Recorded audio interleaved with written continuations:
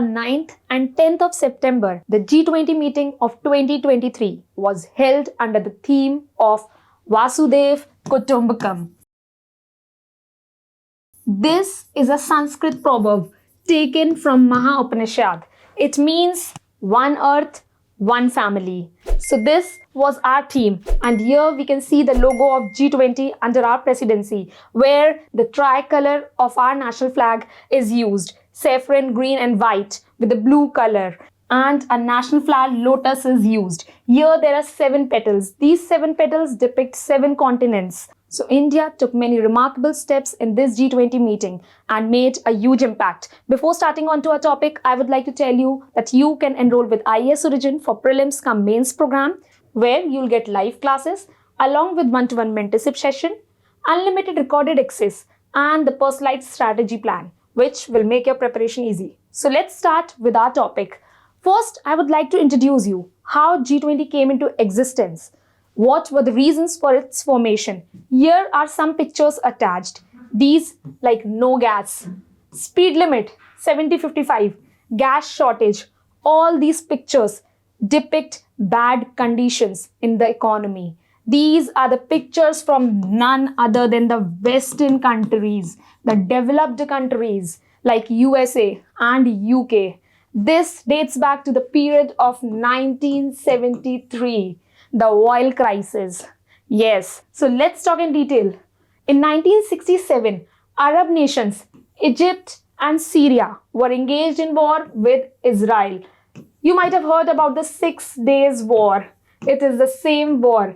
And in this war, Israel emerged victorious, leading to a defeat of Egypt and Syria. But Egypt and Syria did not stop here. After 6 years, they again attacked Israel over the issue of religion, the Jews and the Arabs, the Muslim ethnicity. And this was a game changer. America supported Israel in the war, and from here onwards, the Arab nations decided not to supply oil to these Western countries who are supporting Israel. And as a result, the supply of the oil stopped, which led to the highest rise in the price of the oil. And oil being the basic commodity needed for transportation and all other things. And this led to the big economic crisis in the developed nation. As a result, all the developed nations of the time, US, UK, France, Germany, held a meeting to discuss over the issue and how to tackle these Arab countries and these economic crises. As a result, with this, the informal association came into existence. And with time and beyond, other economies joined, which led to the emergence of the group G7, a group of developed nations, the Western economies. What was common in them was they were all developed nations. They had the same ideological underpinning. It was a time of Cold War. All had the same ideology. And this led to the formation of G7. But then what happened further, which led to the formation of G20? Let's look into this. Then, again in the year 1997-98, year a crisis occurred in Thailand. Thailand में crisis आती है, where there was a huge depreciation in the currency of Thailand. जैसे अभी Indian dollar 83 पे चल रहा है. That is, we need 83 rupees to buy $1. In the same way, the currency of Thailand depreciated to such a big amount that the economy rippled over there. And the coupling effect went on to Malaysia, Indonesia, Philippines, and South Korea also. South Korea, there was disruption of the government. There was political upheaval over there because of these economic crises. At that point, it was understood that now what has come is the era of globalization, where all the economies are interconnected to each other. The interconnection is such that the effect of one reaches on to the effect of another. Failure in one economy leads to the repercussion on the other economy. And as a result, the developed nation decided that it is not possible to have a stable economy without considering the economies of the others. Thereafter, they decided that we should reach a platform where we can lead to a discussion of the economic concerns of various nations, and as a result emerged the G20, where other players with G7 came into existence and a new group was formed, that is the G20 group. And the reason was these crises where Thailand was closed down, South Korea's government came down, and the couple of economies were getting grappled in the crisis. So this was the reason. And here we can see the formation of G7 to G20, where other economies like Argentina, Australia, Brazil, China, European Union, India, Indonesia, Mexico, Saudi Arabia, South Africa, South Korea, and Turkey became a part of G20 group. And what is special about G20 is it has members of both developed as well as developing nations. So this is basically a broad-based organization जहाँ पे developed or developing nations दोनों हैं, where the agenda of both are discussed. So this was how the formation of G20 took place. Now let's study in detail about G20. G20 formed after the financial crisis of 1997, as we studied about the Thailand, also known as the Asian crisis. And now you need to pay attention over here. This was an informal forum for the finance ministers. Okay, so here you can see from 1997, G20 group was formed, but it was an informal association which consisted of only the finance ministers. Means the heads of the central bank of various countries gathered and discussed over the agenda. This was all G20 about. But then again, once in 2008, another important event occurred, and the 2008 event, also known as a Lehman's crisis or the global financial crisis. This started as a failure in USA financial system, and the effect of this was visible in all the economies around the world. And this global financial crisis made it realized that we cannot just depend on the informal meeting of the finance ministers, but we need to keep a moving on agenda where a permanent meeting is being held with the political leaders of the country, where the leaders or the heads meet at least once a year. And then on from 2008, it went on from an informal association of the heads to a leaders summit.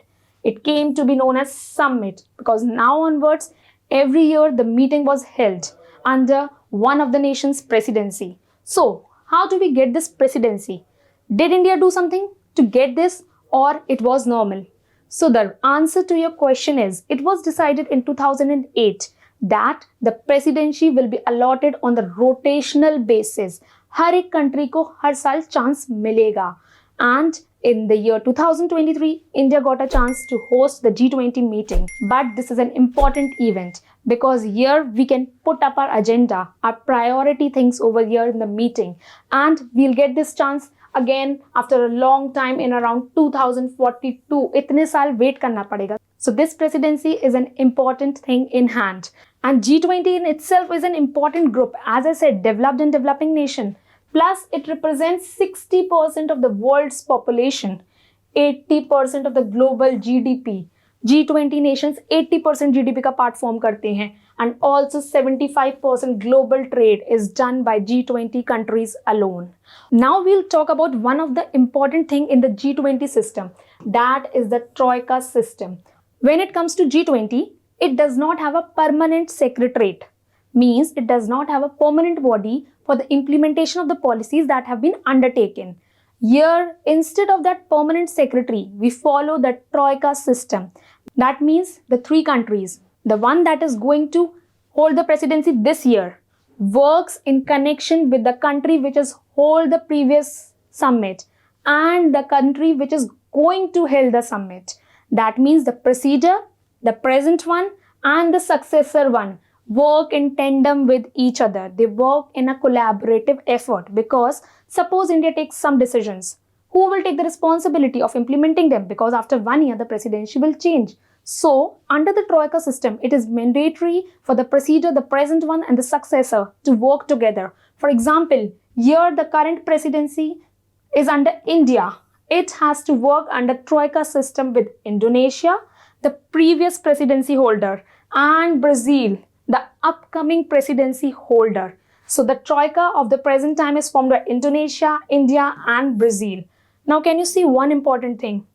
This time the Troika consists of all the three developing nations.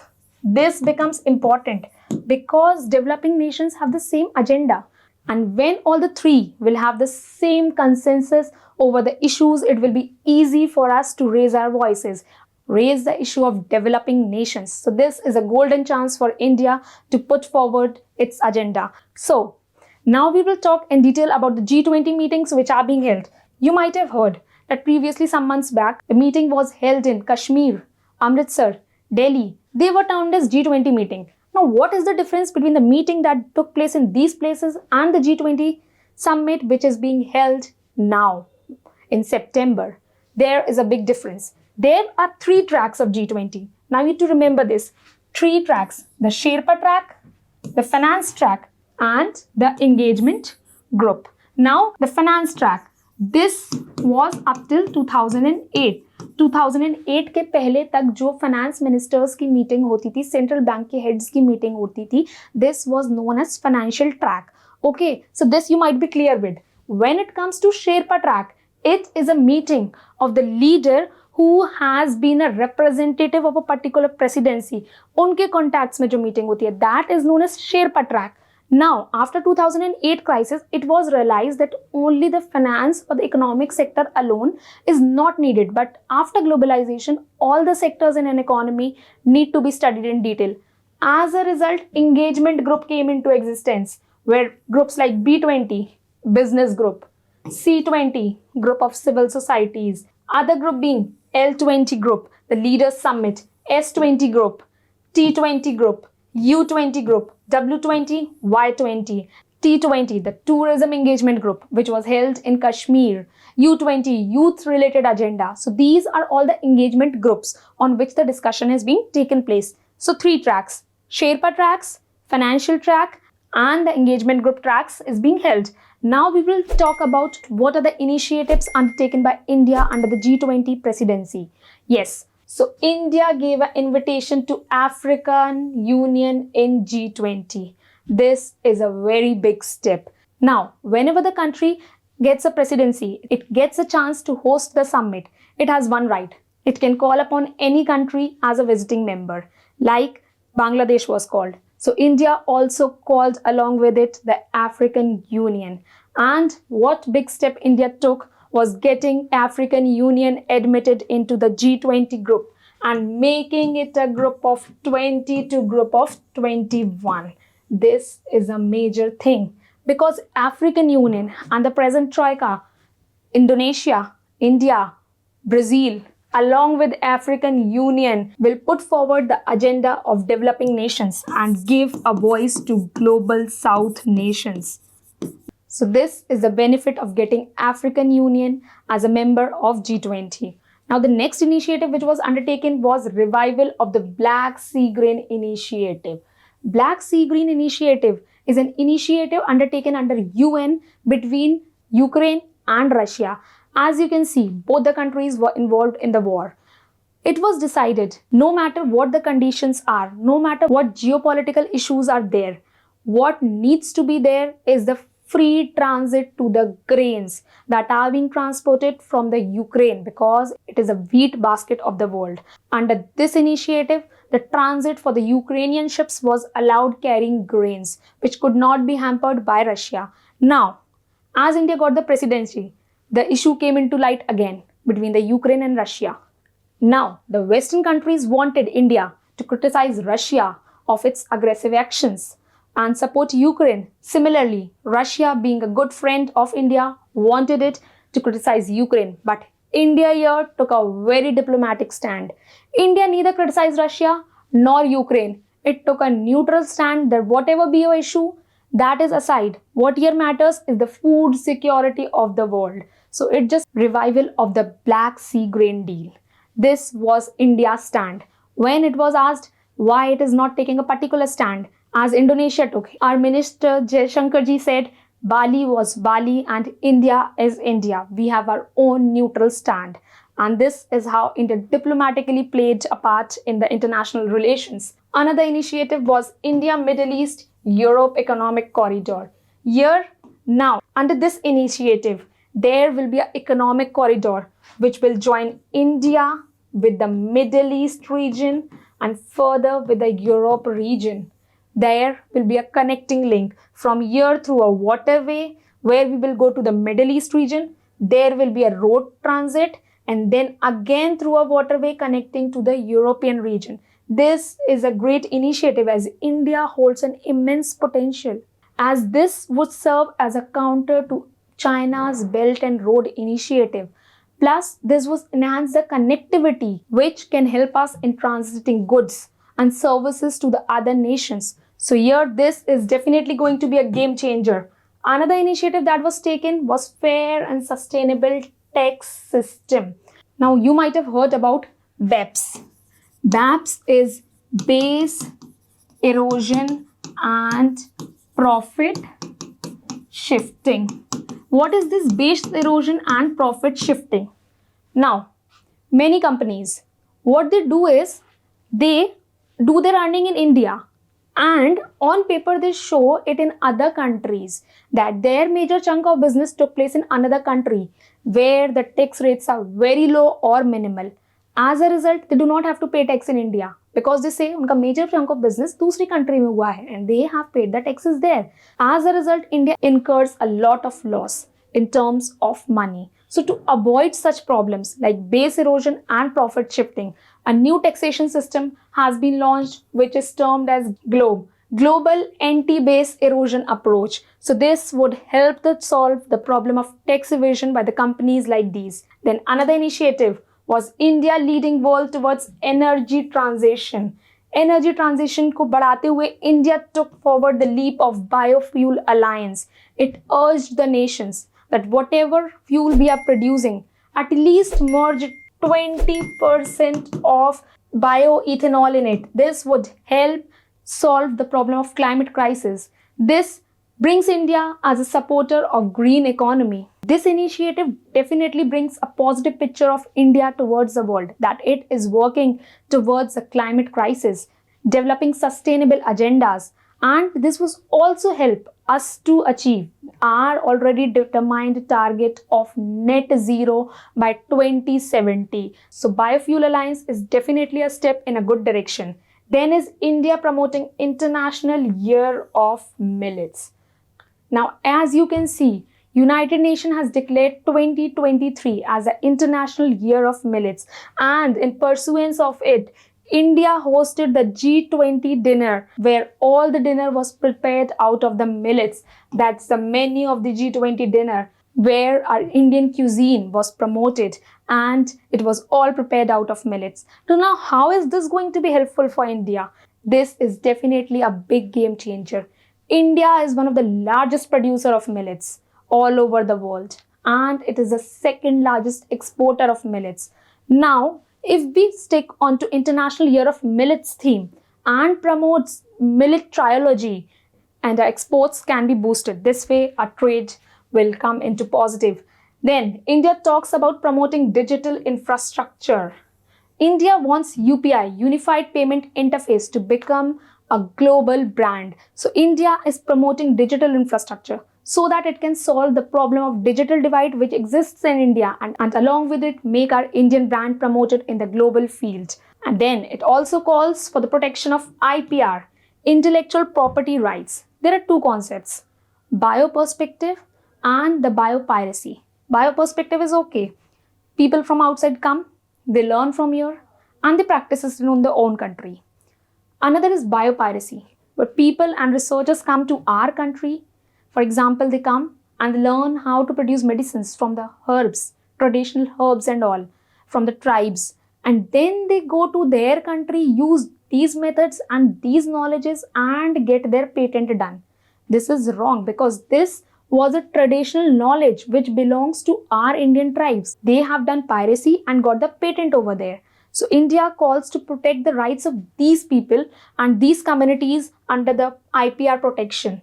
Then comes the global health, One Health approach. This is very important. One Health approach. India says that all the three, be it animals, be it we humans, or be it our earth, all the three are interconnected to each other. All three are interconnected in such a way, like zoonotic diseases that spread from animals to humans. There is a connection. Human activities, the climate crisis. What is it impacting? Human actions are deteriorating the quality of our earth. So this way, All the three are linked to each other. So India calls for a global health, One Health approach to tackle these problems. So we can say that definitely in the G20 summit this year, India shined the brightest. The presidency India got might be on a rotatory basis, but India did the best to capitalize over it. India made the best out of it to put forward the agenda of developing nations and to become the leader of Global South. So this was all about G20. I hope you liked the video. Do like and comment. And for more such videos, please subscribe to our channel IAS Origin.